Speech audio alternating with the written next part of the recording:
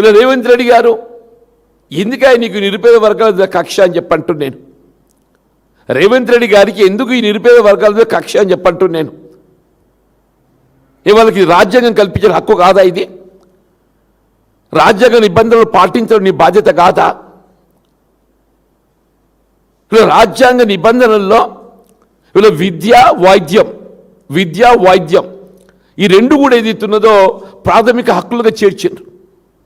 విద్యా వైద్యం ఈ రెండు కూడా రాజ్యాంగంలో ప్రాథమిక హక్కులుగా పొందుపరిచారు. కాబట్టి ఏదైతుందో విద్య పట్ల ఏదైతుందో నిరుపేద వర్గాలు భేదభావన గురి కాకూడదు అనేటువంటి ఒక తలంపుతోని ఉన్నత వర్గాలతో సమానంగా బోధన సదుపాయాలు పొందే విధంగా ఫీజు రిమెంబర్మెంట్ పథకాన్ని ప్రవేశపెట్టడం, అది వీళ్ళు నిన్నటి వరకు రాష్ట్రంలో రేవంత్ రెడ్డి గారి పాలన ఆరంభమయ్యేంత వరకు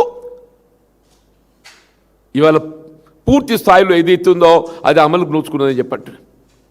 అట్లా వైద్యానికి సంబంధించి కూడా ఆరోగ్యశ్రీ దాన్ని మరింత పటిష్టంగా అమలు చేయాలని పెట్టిన కేసీఆర్ గారు అని చెప్పట్టు నేను దాన్ని మరింత పటిష్టంగా అమలు చేయాలని పెట్టిన కేసీఆర్ గారు అని చెప్పట్టు నేను.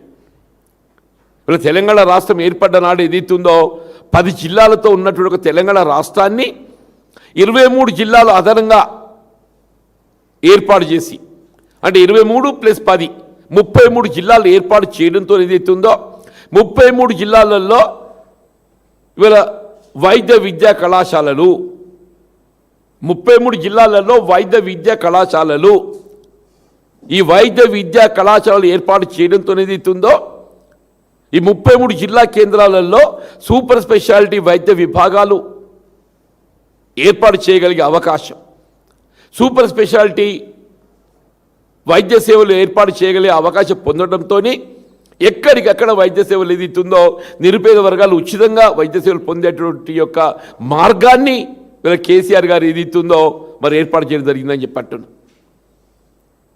TIMS hospitals, Telangana institutes of medical science రేపు సనత్నగర్ ఆరంభం కాబోతుందని చెప్పట్టున్నా. సనత్నగర్ ఆరంభం కాబోతుంది, వీళ్ళ వరంగల్ కాకతీయ ఆరంభం కాబోతుందని చెప్పంటున్నా, అల్వాల్ ఆరంభం కాబోతుందని చెప్పంటున్నాం. అంటే అటువంటి కార్యక్రమాలు ఇవాళ కేసీఆర్ గారు ఏదైతుందో ఆరంభింపచేసి తెలంగాణ రాష్ట్రాన్ని ఏదైతుందో దేశంలోని అగ్రగామిగా నిలిపితే ఇలా రేవంత్ రెడ్డి గారు ఏం చేస్తున్నారు? కేసీఆర్ గారు చేసిన మంచి పనులు కనబడకూడదు చేయాలి. ఇప్పుడు ఎవరైనా ఏదైతుందో ఇలా గత పాలకుల కంటే మెరుగైనటువంటి ఒక పాలన అందించి పేరు తెచ్చుకోవాలి. ఇలా గత పాలన కంటే మెరుగైన పాలన చేయడం నీకు సాధ్యం కాదు. గత పాలన కంటే మెరుగైన పాలన చేయడం నీకు సాధ్యం కాదు. కాబట్టి ఏదైతుందో ఇలా గతంలో అమలు చేయబడ్డటువంటి ఒక రైతు బంధు సంవత్సరానికి 10,000 రూపాయలు ఇస్తే దాన్ని ఇప్పుడు 2 సార్లు దాన్ని నిలబెట్టి ఎగ్గొట్టేసిండే. ఇంకా ఇప్పుడు 3వసారి ఏదైతుందో ఎకరా 6,000 చొప్పున 2 పర్యాయాలు ఇచ్చిండు. అంటే 2 ఎకరాల పైబడ్డవానికి ఏదైతుందో ఆ సమస్య లేదు.